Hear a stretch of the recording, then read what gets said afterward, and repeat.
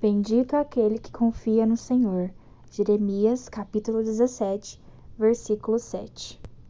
Oi, meus amores, tudo bom com vocês? Essa semana a gente vai falar sobre a história de Elias. Elias, ele foi um homem que foi mandado meio que por Deus, né, para ajudar o povo de Israel num momento complicado. Então, foi o seguinte que aconteceu, né? Depois que Salomão morreu, ele teve sucessores, e esses sucessores começaram a adorar outros deuses, né? E um desses sucessores foram Acabe. Acabe era um homem que ele realmente fez tudo o que podia para adorar outros deuses. Ele construiu templos para Deus Baal, estátuas para Deus Aserá, ele encheu a cidade de Israel inteirinha com muitos deuses e poluiu a cabeça de muitas pessoas, trazendo todas essas informações de deuses estrangeiros, né? Deuses no qual o povo de Israel deveria ter abominado. E a gente sabe que todas as vezes que o povo de Israel faz isso, eles acabam se dando mal. E foi o que aconteceu. Elias foi enviado por Deus para falar para Acabe, destrói esses negócios aí, senão coisas ruins vão acontecer. E ele não destruiu. E aí, né, Elias falou, olha, enquanto eu não disser para cair de novo, não vai cair nem uma gota de água, nem orvalho, nada do céu. E aí, realmente isso aconteceu, né? Elias falou e a partir daí não choveu mais nos próximos anos, não caiu uma gota de orvalho, a terra ficou seca e tudo mais. E aí Deus ordenou para que Elias fosse para um riacho, para que ele ali tivesse a água, e mandou que os corvos trazessem todos os dias alimento para ele. Então os corvos todos os dias traziam pão, traziam carne para Elias comer ali, ele tinha água daquele riacho, então ele sobreviveu ali. Só que depois de muito tempo, né, sem chover, esse riacho acabou secando. E Elias precisou buscar ajuda em outro lugar. E aí ele foi enviado, né, para uma cidade chamada Sarepta. Ali, Deus falou para ele que ele iria encontrar uma viúva e que essa viúva iria fornecer alimento para ele. E aí ele foi, obedeceu a Deus e chegou lá até aquela cidade e encontrou a viúva. E aí, né, ele chegou lá, pediu água e um pão para essa viúva, só que a viúva falou assim, olha, eu te daria, mas eu não tenho, eu só tenho um pouquinho de farinha, um pouco de azeite num jarro, tô catando aqui uns galhos para poder cozinhar e fazer esse pão e depois para alimentar eu e meu filho, e depois que a gente comer isso a gente vai morrer de fome. E aí ele falou assim, não se preocupa porque vai dar tudo certo, sabe? Ele falou assim, não se preocupa, só faz um pão para mim, traga para mim e eu, tipo assim, sabe? Vai na fé e obedece. E ela fez, né? E aí Elias disse, não se preocupe, vá preparar a sua comida, mas primeiro faça um pãozinho com a farinha que você tem e traga-o para mim. Depois prepare o restante da sua comida. Para você e seu filho. E aí, depois que ele disse isso, ele falou que não acabará a farinha da sua tigela, nem faltará azeite no seu jarro, até o dia em que eu, o Senhor, fizer cair chuva. Então, assim, isso Deus disse para Elias, e aí Elias repetiu para ela, falou para ela, olha, não vai faltar nada mais para você. E Deus a abençoou, né, devido a essa bondade dela. Elias matou sua fome, matou sua sede, e ela também continuou tendo alimento para poder alimentar seu filho e a ela, já que eram viúvas, e na época era meio complicado, gente, não existia trabalhos, né, eles não eram tão independentes assim. Então, assim que a mulher ficava viúva, ela precisava de toda a ajuda de outras pessoas para poder sobreviver, né, principalmente de parentes. Então era uma vida bem complicada. Cansado, né, dessa seca toda, Acabe acabou cedendo e se encontrando com Elias, para eles poderem conversar, para ver se mudava alguma coisa. E aí Elias falou assim, olha, eu vou te provar, né, que Deus o Deus de Israel, o maior Deus. Porque até então, Acabe estava achando que quem estava fazendo todas essas coisas era meio que Elias que estava causando problemas, sabe? E ele falou assim, não, o único causador de problemas aqui é você, que tá adorando deuses estrangeiros e tá negligenciando o seu próprio Deus. Então, ele foi e propôs, olha, me traga aqui 2 touros. Primeiro, um vai ficar para mim e um vai ficar para você. Chama todos os sacerdotes, todos os deuses que vocês tiverem e tentem acender esse... tipo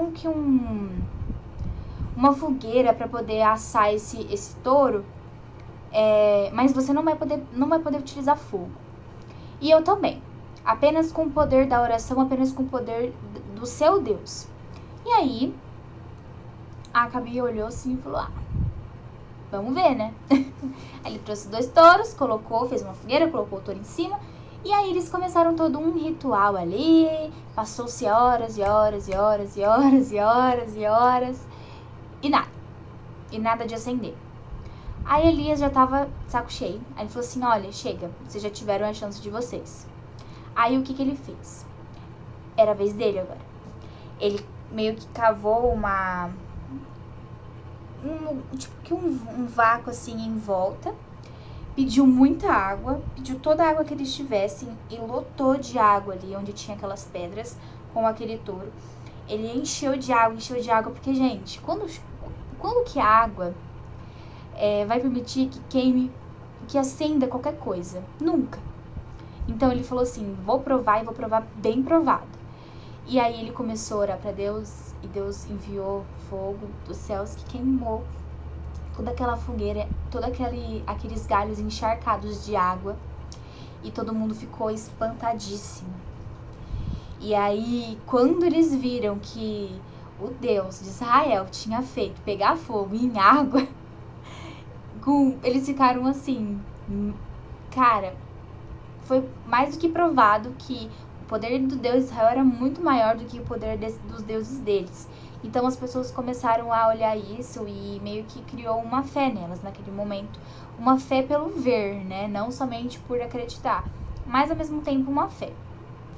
Depois que, né, tanto o sacrifício, quanto as madeiras, quanto a pedra, tudo aquilo que estava, a água, tudo foi secada pelo fogo, Elias disse para o rei Acabe, agora vá comer, pois eu já estou ouvindo barulho de muita chuva. Enquanto Acabe foi comer, Elias subiu até o alto do Monte Carmelo. Ali ele se inclinou até o chão, pôs a cabeça entre os joelhos e disse ao seu ajudante, vá e olhe para o lado do mar. O ajudante foi e voltou dizendo, não vi nada. 7 vezes Elias mandou que ele fosse olhar. Na 7ª vez ele voltou e disse, eu vi subindo do mar uma nuvem pequena, do tamanho da mão de um homem. Então Elias mandou, vá aonde está o rei Acabe e lhe diga que apronte o carro e volte para casa, senão a chuva não vai deixar que ele chegue até a casa dele. Em pouco tempo o céu se cobriu de nuvens escuras. O vento começou a soprar e uma chuva pesada começou a cair. Acabe entrou no seu carro e partiu de volta para Jezreel.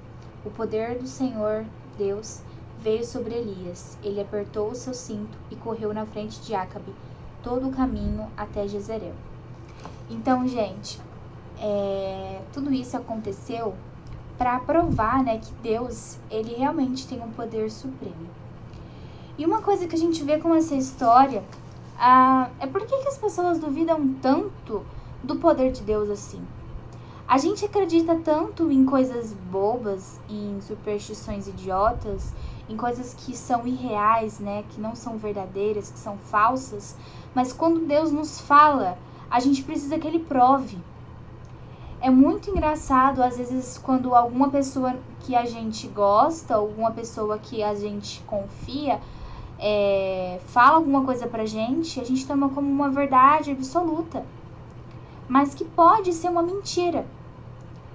E quando Deus, que nos ama tanto, fala uma coisa pra gente, a gente duvida. E por que a gente duvida? Isso é uma reflexão muito complexa, mas eu quero que vocês, pessoal, entendam que a gente tem sim que acreditar em, por exemplo, nossos pais, acreditar nos nossos amigos, mas, acima de tudo, a gente não pode duvidar de Deus. A gente não pode duvidar do poder de Deus. Deus é sim capaz de fazer. Deus pode sim fazer. Deus tem todo o poder suficiente do mundo para fazer o que Ele desejar fazer, no momento que Ele quiser fazer. Então, às vezes, não é porque Deus não fez ainda que Ele não tem poder, ou que Ele está mentindo, ou que Ele não existe. Ele só está esperando o momento certo. E quando uma pessoa, às vezes, nos fala algo, nem sempre é totalmente verdade. Deus não mente, mas muitas pessoas mentem. Então, a gente precisa sempre prestar muita atenção e sempre confiar em Deus, porque Ele é totalmente confiável. Ele é uma pessoa muito fiel a nós, mais do que nós somos a Ele. Então, com essa história, a gente vê que as pessoas realmente precisaram de uma prova, precisaram de um sacrifício sendo queimado por completo, cheio de água, para prestar atenção na burrice que estavam fazendo. E a gente, muitas vezes, pede para Deus provas. Olha, Deus, se for da sua vontade mesmo, me prova. Para que Deus tem que te provar alguma coisa? Deus não precisa provar, porque Deus é fiel a todos os momentos, diferente de nós. E eu acho engraçado que às vezes a gente não pede uma prova para as pessoas que estão com a gente, mas a gente sempre pede uma prova para Deus. E Deus não precisa provar nada. Mas mesmo assim, gente, Ele faz questão de provar. E aqui nesse dia, Ele provou que Ele realmente é sim todo-poderoso, que Ele realmente é sim um Deus verdadeiro a ser seguido. Mas vocês vão ver que mais pra frente, as pessoas, mesmo vendo toda essa manifestação divina, elas ainda assim não vão acreditar. Elas ainda assim vão pedir uma prova. Então essa foi, né, a história dessa semana. Depois, né, de toda essa passagem, essas foram as passagens mais importantes da vida de Elias, né?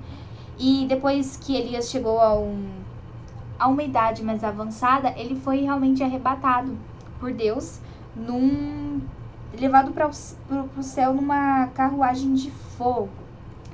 E ele deixou um sucessor, que foi Eliseu, no qual eu vou falar na próxima semana para vocês. Então, Elias, ele foi uma vida tão santificada, ele foi tão fiel a Deus, a ponto de que Deus não permitisse que ele morresse. Ele foi realmente arrebatado por completo até o céu. Então, olha como que Deus nos recompensa de uma forma tão enorme, só pelo fato da gente ser fiel a Ele. E era algo que a gente realmente deveria fazer de todo o coração, mas a gente não faz. E é isso que eu tinha para falar para vocês essa semana. A gente vai falar semana que vem, então, sobre Eliseu. E agora vamos para as nossas atividades.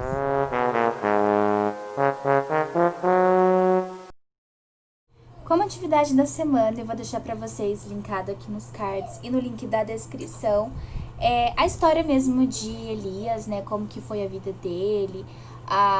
Não vai estar completa, mas vai ter os momentos mais interessantes, principalmente esse que eu falei do sacrifício que foi queimado. Então, gente, essa foi a atividade da semana, a palavra da semana. Eu espero que tenham gostado e entendido. E um beijo, até semana que vem. Tchau!